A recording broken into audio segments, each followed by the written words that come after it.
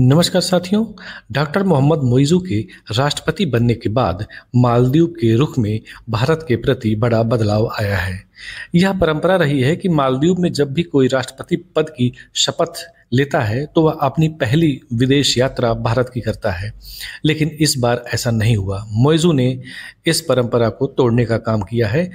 भारत के स्थान पर उन्होंने अपनी पहली विदेश यात्रा तुर्की की है।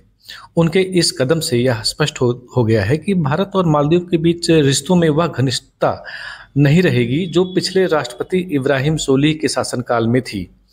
तुर्की एक इस्लामिक देश है और डॉक्टर मोइज़ू ने अपनी यात्रा के लिए इसे चुना। इसका अर्थ यह है कि इस्लामिक देशों को भारत के स्थान पर वह वरीयता देगा।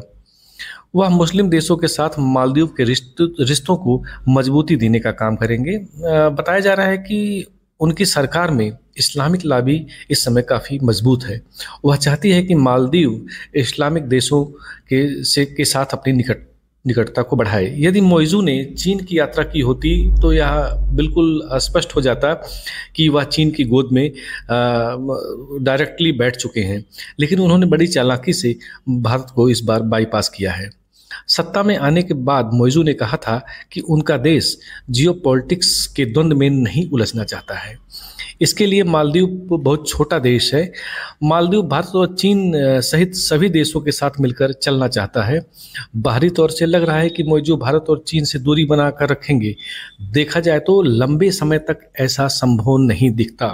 मालदीव के गले तक चीन का कर्जा भरा हुआ है और वहीं वह मूल रूप से भारत विरोधी मानसिकता वाले व्यक्ति हैं। आज नहीं तो कल उसे चीन की ओर झुकना ही होगा। वहीं भारत से भी मालदीव अधिक नहीं बिगाड़ना चाहेगा। यदि वह ऐसा करता है तो यह उसकी सेहत के लिए ही नुकसान होगा। मोइज़ू की रणनीति यह है कि आर्थिक मामलों में वह भारत और चीन पर अपनी डिपेंडेंसी को ज़्यादा न बढ़ाएं।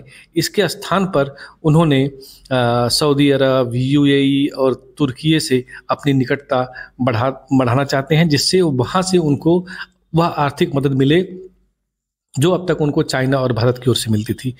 मोहम्मद मोइज़ू ने अपने पहली विदेश यात्रा के दौरान 26 से 29 नवंबर तक तुर्की में थे।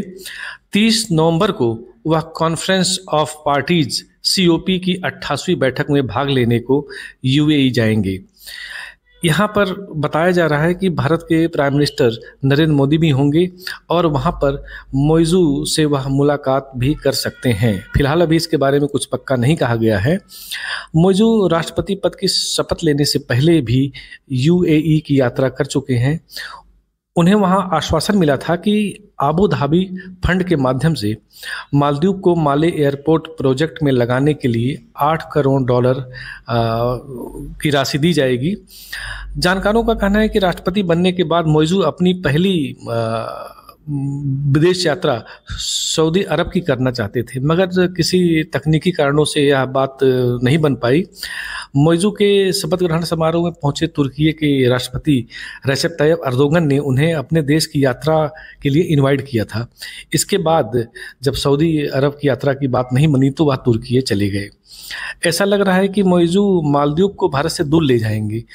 उनका पूरा चुनाव अभियान इंडिया आउट पर आधारित था। वह पूरी तरह से भारत विरोधी अभियान चलाकर सत्ता में आए हैं। वह उन भारतीय सैनिकों को मालदीव से बाहर निकालने के प्रति अभी भी प्रतिबद्ध हैं जो भारत द्वारा मालदीव में लगाए गए रडार और विमानों की निगरानी का काम करते हैं। अंतर्राष्ट्रीय संबंधों के जानकारों का कहना है कि भारत के प्रति मालदीव जो अभी सख्त रुख दिखा रहा है, ऐसा वह लंबे समय तक नहीं कर पाएगा, क्योंकि मालदीव एक छोटा सा देश है और उसके ऊपर बहुत ज़्यादा कर्ज है और भारत मालदीव की हर तरीके से सहायता करता है। बिना भारत की सहायता के मालदीव आगे नहीं बढ़ पाएगा। फिलहाल जियोपॉलिटिक्स में आगे क्या होता है, मालदीव आगे चल के किस प्रकार का रुख दिखाता है, क्या चीन वहाँ हावी होता है या मोहम्मद मोइज़ू भारत और चीन के बीच एक बेहतर संतुलन बनाकर आगे बढ़ेंगे।